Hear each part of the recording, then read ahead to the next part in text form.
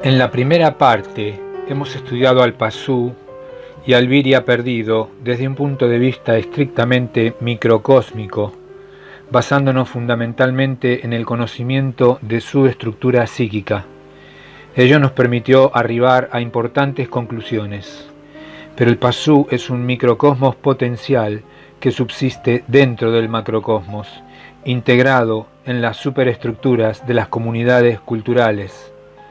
La actitud graciosa luciférica que vamos a proponer para su despertar supone ofrecer una respuesta concreta para la pregunta capital de la ética: ¿qué debo hacer? Vale decir, ¿qué debo hacer frente al hecho cultural en el que estoy inserto para liberarme de sus lazos y despertar como Viria?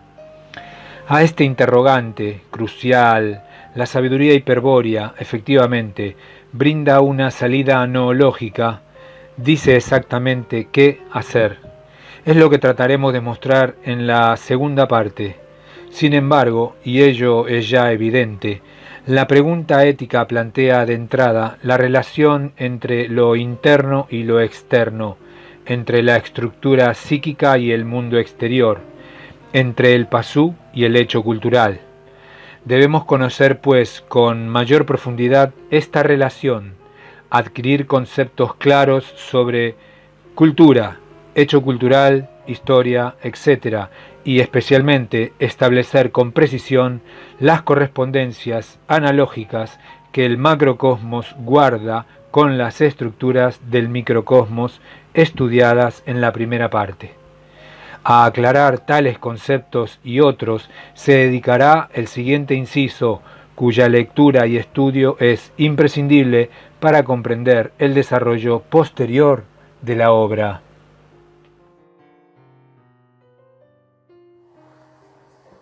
El Viria perdido y el hecho cultural.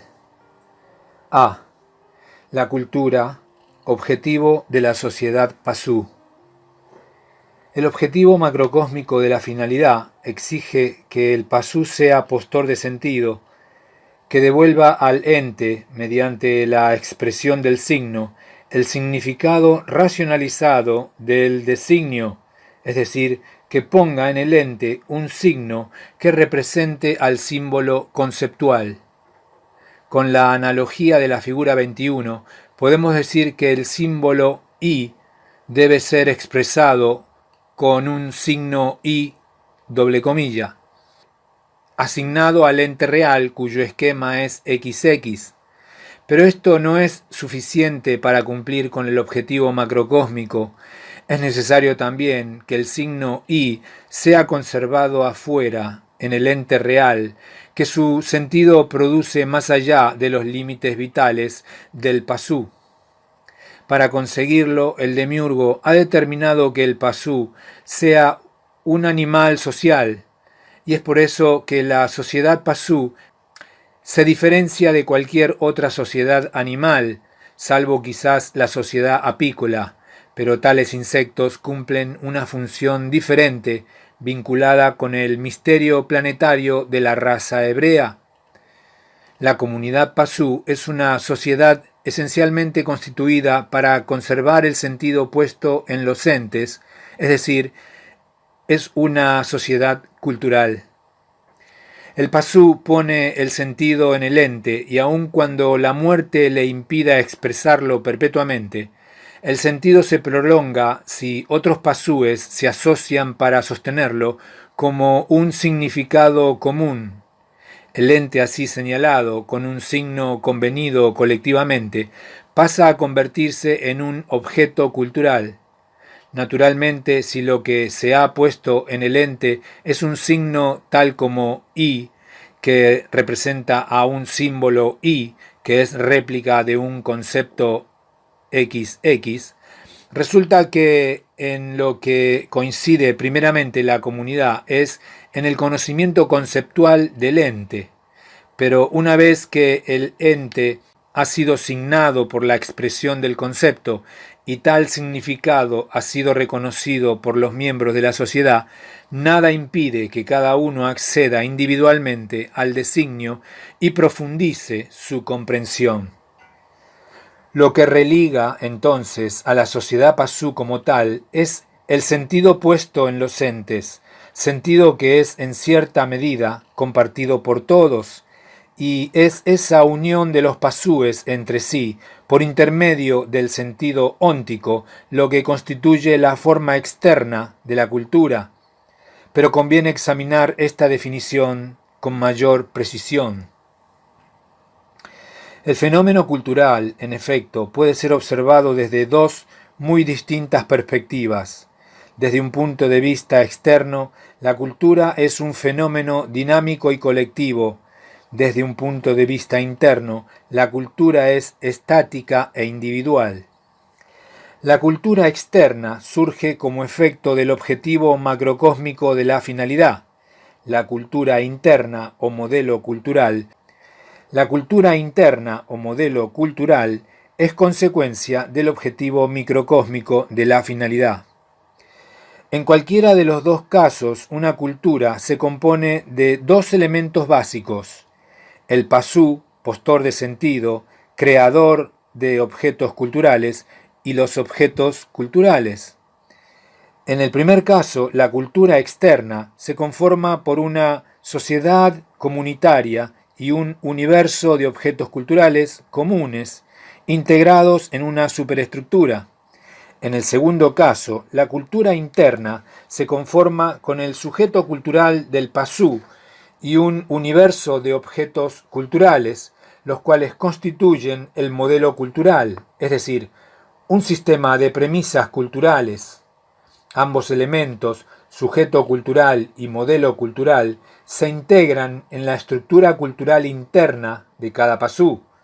Antes de profundizar en los conceptos de cultura externa e interna, es conveniente dejar en claro qué debe entenderse por objeto cultural externo e interno. B. Objetos culturales externos e internos.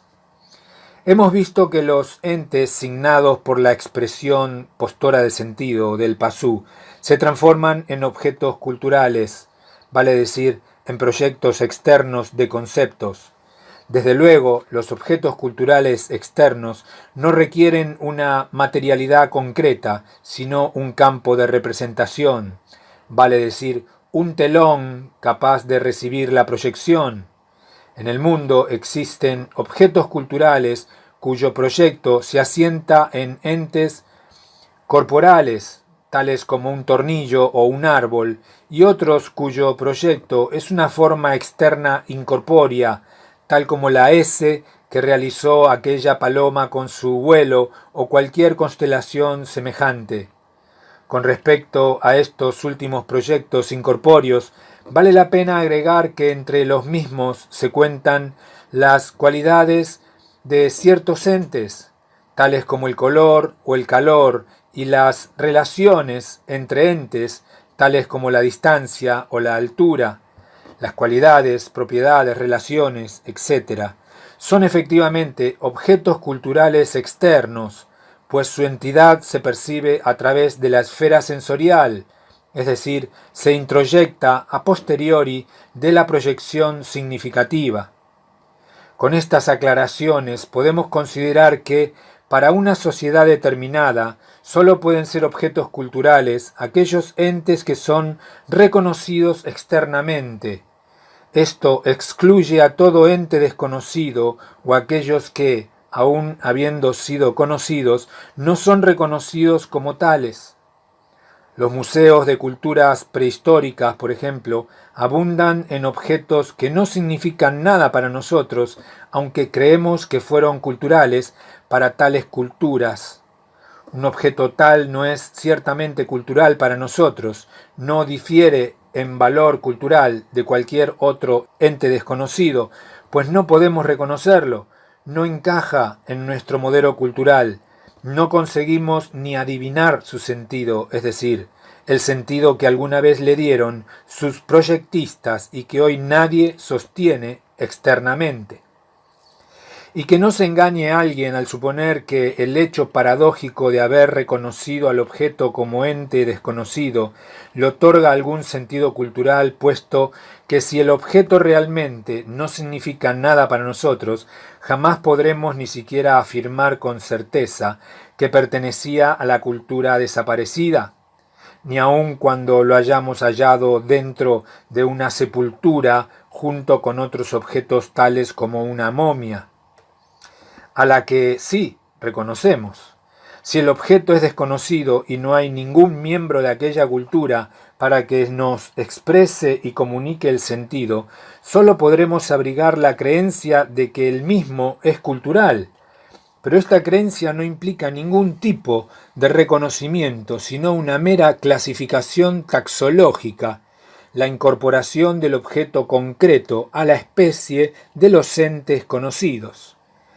En suma, para una cultura determinada, los objetos culturales externos consisten en proyectos de conceptos cuyo significado ha sido traducido por el sujeto cultural, codificado como premisas culturales de un lenguaje habitual y expresado afuera como signos que dan sentido al mundo. Pero los objetos culturales también pueden ser internos desde el momento que el sentido puesto en ellos, aquello que les otorga entidad real, procede de la estructura cultural interna del pasú. Vemos, por ejemplo, la casa roja de la colina y comprendemos que ser roja y estar en la colina son propiedades físicas concretas de la casa exterior, pero no por poseer tales propiedades y muchas otras semejantes con las que podamos describirla, la casa roja de la colina es casa. La casa exterior solo es casa porque corresponde a un concepto casa, radicado en el interior de la estructura psíquica del pasú, es decir, en un esquema-relación de la estructura cultural. Y no cabe duda que el concepto casa interior, como cualquier otro concepto de referencia óntica, es a priori de la casa objeto cultural exterior, puesto que el sentido de ésta procede de aquel. No podríamos habitar la casa roja si antes no supiéramos qué es una casa, mas a prioridad de los objetos interiores sobre los externos, otorga a aquellos preeminencias ontológicas sobre estos. Si la existencia de los objetos culturales externos depende del proyecto conceptual de los objetos culturales interiores, entonces estos mantienen una existencia de grado superior. Resumiendo, los objetos culturales pueden ser internos o externos. Los objetos culturales internos forman parte de la estructura cultural y constituyen un primer grado en la realidad del objeto. Los objetos culturales externos son proyectos corporizados y materializados de los anteriores y representan un segundo grado en la realidad del objeto. Son reconocidos en el mundo como reflejo de los objetos internos.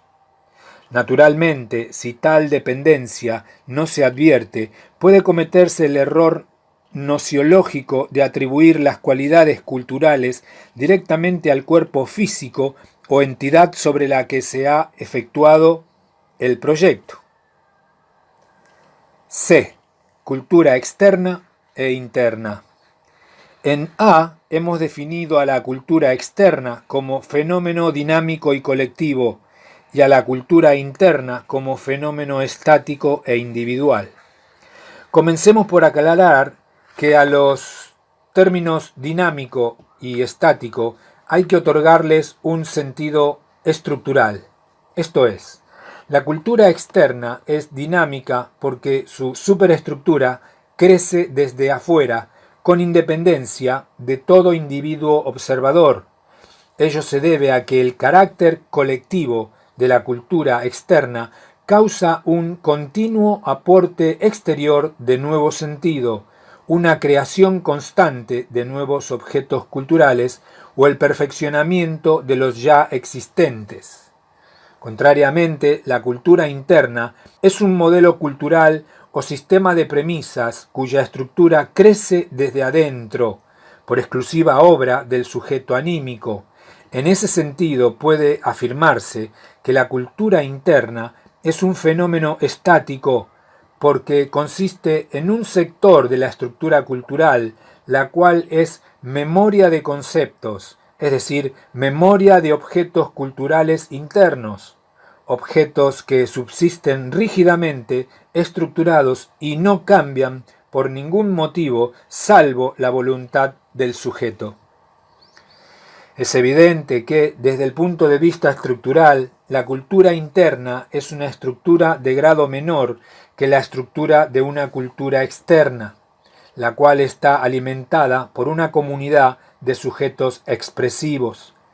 Esta superioridad estructural dificulta su observación y descripción y obliga a considerar aquella parte que nos toca más de cerca, aquel aspecto de la cultura externa que nos involucra en su trama e inclusive nos determina desde afuera.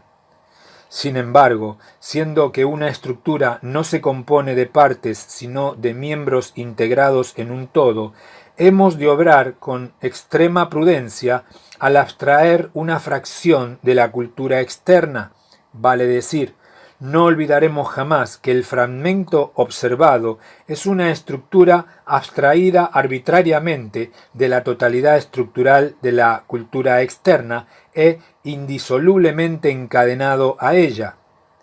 Para precisar la forma que ha de revestir dicha fracción estructural externa, a la que finalmente vamos a denominar hecho cultural, debemos referirnos al espacio y al tiempo. El espacio abarcado por una cultura externa es indudablemente enorme. Todo lugar que contenga un objeto cultural externo es parte de tal espacio, desde el sitio ocupado por la galaxia más lejana hasta aquel en que se mueven las partículas subatómicas, pasando por todos los objetos culturales comunes a la sociedad. En verdad, el ámbito de la cultura externa es increíblemente extenso, y ello por efecto de la actividad postora de sentido que caracteriza al pasú o al viria perdido. Los alcances de este efecto asignador se comprenderán mejor si definimos al espacio cultural exterior como todo aquel lugar en el que sea posible efectuar alguna de estas tres cosas. A. Descubrir un ente. B. Proyectar un signo. C. Reconocer un objeto. El espacio real que cumple con alguno de estos requisitos constituye el universo de los objetos culturales externos. Dada la gran magnitud del universo de objetos culturales externos, ámbito total de la cultura externa, no ha de resultar fácil a primera vista delimitar el espacio cultural que guarde para nosotros la mayor importancia. Es decir, la fracción estructural de la cultura externa que procuramos definir no parece posible que pueda realizarse empleando solamente una pauta espacial.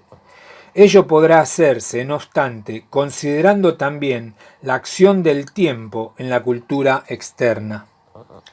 El tiempo en el cual permanece y subsiste el mundo de los entes finitos es, desde luego, el tiempo trascendente. Empero, el tiempo del universo de objetos culturales externos es una especie temporal cultural denominada tiempo histórico. Vale decir, la cultura externa no es una estructura estática que permanece fijada en el tiempo, sino un organismo vivo que crece y se desarrolla, que evoluciona y posee una historia, un tiempo de hechos. ¿Qué es la historia? ¿En qué se diferencia del tiempo trascendente? Respuesta. Historia es la proyección continua de la cultura externa sobre el tiempo trascendente. Recordemos que el destino del pasú de ser postor de sentido en el mundo y que dicho objetivo macrocósmico lo cumple mediante la expresión significativa, la cual es correlativa con la significación continua, que fundamenta el pensamiento racional. El tiempo trascendente es un tiempo óntico, en el que suceden y duran los entes a los que justamente la expresión significativa ha otorgado un sentido cultural. Es así que el tiempo trascendente transcurre paralelamente a la significación continua de la estructura cultural que se trasunta en la expresión significativa, por lo que resulta inevitablemente revestido de sentido cultural. Del tiempo trascendente no podrá concebirse entonces ni un instante que sea insignificante, porque su concepto es permanentemente significativo en el contexto de la cultura externa, que es reflejo de la cultura interna. Y el desarrollo significativo y continuo de la cultura externa que sucede en el tiempo trascendente y que lo encubre con sentido cultural es la historia propiamente dicha. Con otras palabras, el tiempo trascendente, tomado como ente externo, es convertido por la proyección colectiva de la cultura externa en objeto cultural. La historia es, pues, el tiempo trascendente culturalmente transfigurado. Pero la historia así definida como un continuo temporal cultural es manifiestamente análoga a la significación continua que fundamenta el pensamiento racional. Recordemos que cuando en el horizonte de la significación continua se destaca un relieve, este constituye el fundamento significativo de un pensamiento racional, es decir, un símbolo como I, figura 21, en el continuo transcurrir de la historia de una sociedad, durante el desarrollo de su cultura externa. ¿Qué suceso es equivalente a un relieve en el horizonte de la significación continua? Respuesta: cuando un suceso se destaca nítidamente en el continuo transcurrir de la historia, se dice que el mismo constituye un hecho histórico.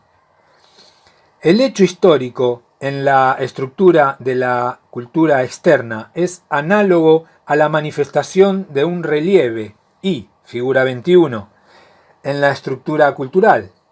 Esta analogía, desde luego, puede ser profundizada y es lo que se hará en el próximo artículo, pero ella nos permitirá ahora extraer una importante conclusión. Por ejemplo, siendo que un relieve tal como I es un símbolo conformado por la manifestación de uno o más símbolos arquetípicos, debemos inferir de ello que, análogamente, el hecho histórico es la manifestación de un arquetipo psicoideo. Respuesta: en efecto, todo hecho histórico es la manifestación de un arquetipo psicoideo o mito en un espacio cultural determinado. Parece que nos acercamos así a la fracción de cultura externa que buscábamos para comprender su influencia sobre un observador individual. El hecho histórico sería, a todas luces, aquel aspecto de la cultura externa que nos involucra en su trama e inclusive nos determina desde afuera. Sin embargo, esta conclusión no es del todo correcta, pues la determinación real que la cultura externa es capaz de ejercer sobre nosotros solo es efectiva en el tiempo presente, y todo hecho histórico es invariablemente un suceso acaecido, la noticia de algo que aconteció en otra época y del cual se conserva el recuerdo. Para solucionar este problema no hay otro modo que ceñirse al presente histórico. Mas, ¿qué es un hecho histórico considerado en su momento presente? Respuesta: un hecho cultural, o con otros términos, un hecho histórico es un hecho cultural pasado. El hecho cultural es entonces esa fracción de la cultura externa que nos involucra en su trama y a la que debemos estudiar para comprender el fundamento estructural de la cultura externa, que, como sabemos, es de grado superior al de la cultura interna o modelo cultural. Y el hecho cultural es en su calidad de hecho histórico, es, según vimos recientemente, la manifestación de un arquetipo psicoideo o mito en un espacio cultural determinado. Resumiendo, hemos comprobado que entre la cultura externa y la cultura interna existe una correspondencia estructural estricta, de tal modo que los conceptos o aserciones de la estructura cultural interna se reflejan en objetos culturales de la cultura externa, y que el continuo significado de la estructura cultural interna es correlativo con el continuo significado temporal del devenir histórico de la cultura externa. También vimos que la manifestación de un símbolo Y que replica a un concepto XX es análogo a la manifestación de un arquetipo psicoideo durante un hecho cultural. Nos tocaría ahora profundizar en el concepto de hecho cultural y estudiar las relaciones estructurales entre objetos culturales y hombres, a que da lugar la manifestación del arquetipo psicoideo. No obstante, hemos de dejar pendiente, por el momento, este propósito para dedicarnos a examinar con detalle las correspondencias analógicas entre micro y macrocosmos. Es necesario dar este paso previo y comprender mejor qué es historia y hecho histórico antes de encarar el estudio de ese momento estructural de la historia que es el hecho cultural. Muy bien, hasta aquí artículos A, B y C. Lo próximo, correspondencias analógicas entre micro y macrocosmos. Y así mejor ir avanzando muy gradual y lentamente.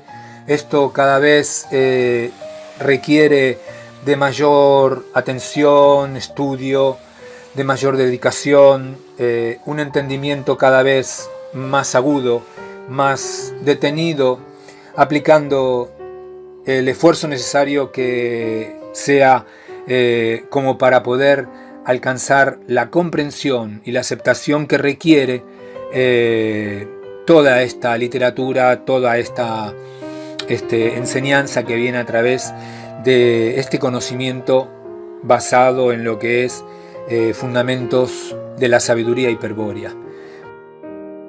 Muy bien, hasta el próximo video. Gracias.